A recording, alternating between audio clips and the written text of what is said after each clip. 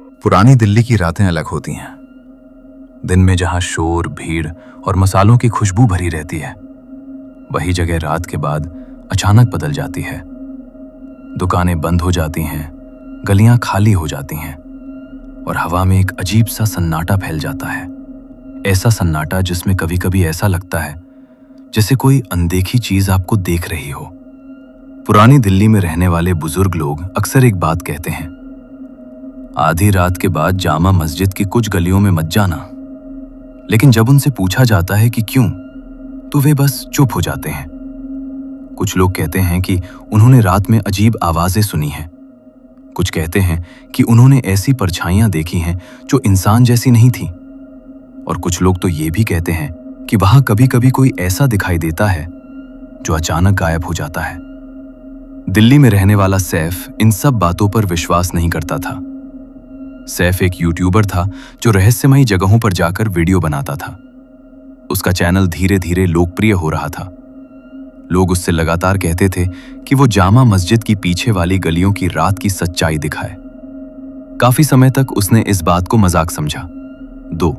लेकिन एक रात उसने तय किया कि अब वो खुद जाकर देखेगा कि सच्चाई क्या है। उसने कैमरा, माइक्रोफोन और एक टॉर्च उठाई। घड़ी में 12:15 बज रहे थे। सैफ जब जामा मस्जिद की सीढ़ियों के सामने पहुंचा तो पूरा इलाका लगभग खाली था। ऊपर आसमान में हल्का चांद था, हवा धीमी थी और माहौल असामान्य रूप से शांत था। उसने कैमरा ऑन किया। दोस्तों, अभी रात के 12:15 हुए हैं और मैं जामा मस्जिद के पास खड़ा हूं। लोग कहते हैं कि यहाँ की पीछे वाली गलियां आधी रात के बाद अजीब हो जाती हैं। आज हम देखेंगे कि इसमें कितनी सच्चाई है। वो धीरे धीरे पीछे की तरफ जाने वाली एक संकरी गली में चला गया। गली बहुत पुरानी थी, दीवारों पर नमी थी, कुछ जगहों पर प्लास्टर टूटा हुआ था। ऊपर पुराने मकानों की बालकनियां इतनी पास थीं कि आसमान मुश्किल से दिखाई देता था। एक पीली लाइट टिमटिमा रही थी और दूर कहीं से पानी टपकने की आवाज आ रही थी। टप टप टप।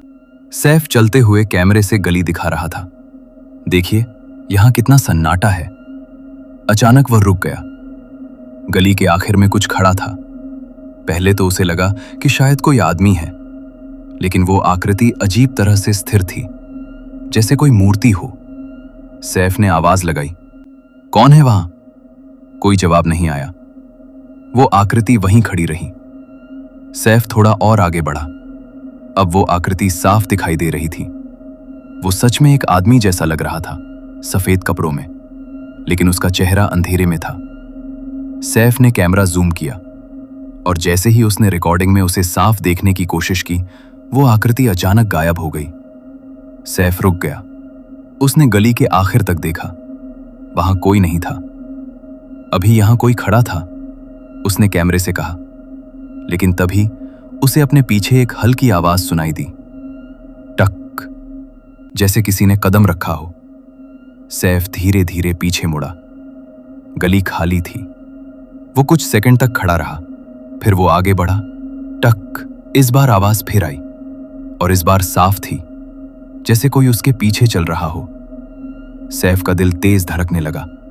उसने अचानक पीछे देखा, लेकिन वहां कोई नहीं था।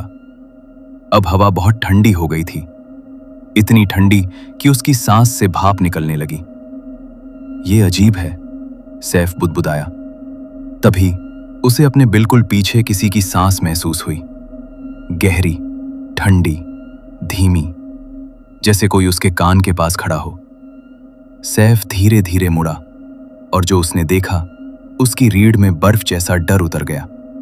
वही सफेद कपड़ों वाला आदमी उसके ठीक पीछे खड़ा था, इतना करीब कि उसकी आंखें साफ दिखाई दे रही थीं। लेकिन वे आंखें इंसान जैसी नहीं थीं, पूरी तरह काली, जैसे उनमें कोई सफेदी ही नहीं थी। सैफ के मुंह से आवाज नहीं निकली।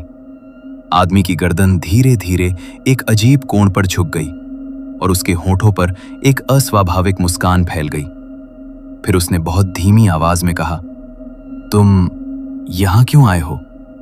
उसकी आवाज अजीब थी, जैसे कई आवाजें एक साथ बोल रही हों। सैफ डर के मारे पीछे हट गया, लेकिन तभी उसने देखा उस आदमी की जमीन पर कोई परछाई नहीं थी। सैफ का दिल जोर से धड़कने लगा। वो मुड़ा और दौड़ पड़ा। गली लंबी होती जा रही थी, जैसे उसका अंत ही नहीं था। पीछे से कदमों की आवाज आ रही थी, धीरे लेकिन लगातार, टक टक टक। सैफ ने पीछे देखा और उसका खून जम गया। अब वो आदमी अकेला नहीं था। उसके पीछे कई आकृतियां थीं, सब स्टिफ कपड़ों में, सबकी आंखें काली, और सब धीरे धीरे उसकी तरफ बढ़ रही थीं। सैफ पूरी ताकत से दौड़ा, लेकिन अचानक गली खत्म हो गई। वो एक पुराने आंगन में आ गया। चारों तरफ टूटे हुए दरवाजे थे और बीच में घना अंधेरा।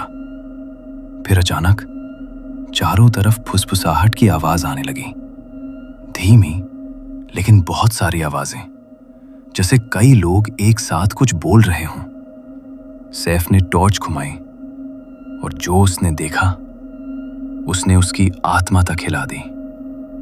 आंगन के चारों तरफ दर्जनों आकृतियां खड़ी थीं, सब सफेद कपड़ों में, सबकी आंखें काली, और सब उसे देख रही थीं। पीछे से वही आवाज फिर आई, अब तुम भी यहां रहोगे।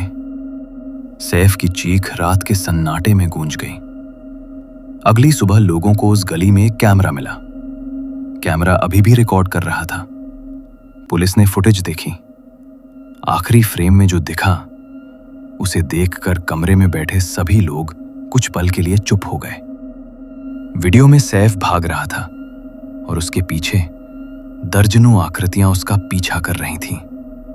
लेकिन सबसे डरावनी चीज आखिरी फ्रेम में दिखी। कैमरा जमीन पर गिरने से पहले मुड़ा और उसमें एक चेहरा दिखाई दिया, बहुत करीब, इतना करीब कि सिर्फ आंखें दिख रही थीं, पूरी तरह काली। और वो आंखें सीधे कैमरे के अंदर, जैसे देखने वाले को घूर रही हों। आज भी कुछ लोग कहते हैं, अगर आधी रात के बाद जामा मस्जिद की पीछे वाली गलियों में जाओ तो कभी कभी किसी के कदमों की आवाज सुनाई देती है, टक टक टक। और अगर तुम मुड़कर देखो तो वहां कोई नहीं होगा। लेकिन अगर उसी समय वीडियो रिकॉर्ड करो तो फुटेज में कभी कभी कोई और भी दिखाई देता है, जो उस समय वहां मौजूद नहीं था, और उसकी आंखें स्क्रीन के अंदर से सीधे तुम्हें देख रही होती हैं।